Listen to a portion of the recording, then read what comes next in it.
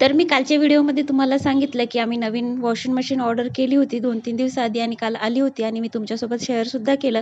परंतु त्याच्याविषयी मी जास्त काही बोलले नव्हते. परंतु अशी झाली आज गंमत, ती तुम्हाला शॉर्ट व्हिडिओमध्येच आता शेअर करते तुमच्यासोबत. कारण मला असा मोठा व्हिडिओ अपलोड करायचा होता, त्याच्यामुळे मी कालच्या व्हिडिओमध्ये जास्त काही बोलले नव्हते. परंतु मोठा व्हिडिओ माझ्याकडनं बनवणं नाही झाला, तर चला म्हटलं आज शॉर्ट व्हिडिओमध्ये तुमच्यासोबत शेअर करते, की आज काय गंमत झाली.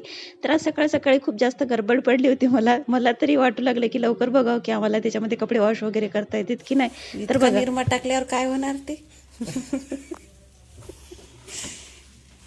पानाचा आकार. अरे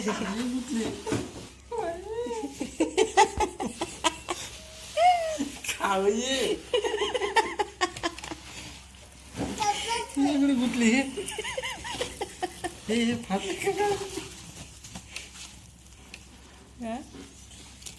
नाही पटलं.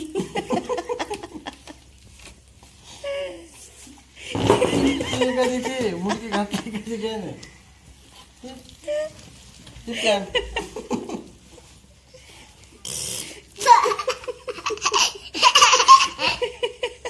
तर झाली अशी गंमत, की सकाळीच मी कपडे वगैरे मुरवून ठेवले होते, जे धुवायचे होते ते, आणि परत त्याच्यामध्ये निरमा टाकला आणि परत मग त्याच्यामध्ये कपडे टाकले. तर इतका जास्त निरमा झाला होता ना, खूप जास्त. आता त्यांनाच गडबड पडली होती, तुला माहीत नाही म्हणले, की मी तुला सांगते कसं काय करायचं. तर मी आप्पे वगैरे बनवत बसले आणि त्यांनी असं केलं आणि नंतर मला मग म्हणतात, की बघ इकडं काय झालं म्हणून.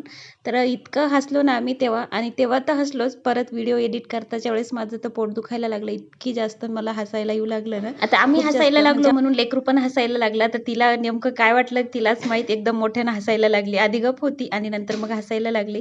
तर सर्व कपडे वगैरे छान वॉश झाले. तर असं वाटलं नव्हतं मला, की छान म्हणजे निघतील की नाही असं वाटू लागलं. घेतली तर खरी वाटलं, परंतु कपडे छान निघतात की नाही, की परंतु मी आता आजचे सर्व कपडे मशीनमध्येच वॉश केले तर छान निघले. तर आणि नंतर मग आता लेकरू उठलं होतं, तर तिला चहा वगैरे बनवून दिला, त्याच्यासोबत ब्रेड वगैरे खाल्ली तिनं.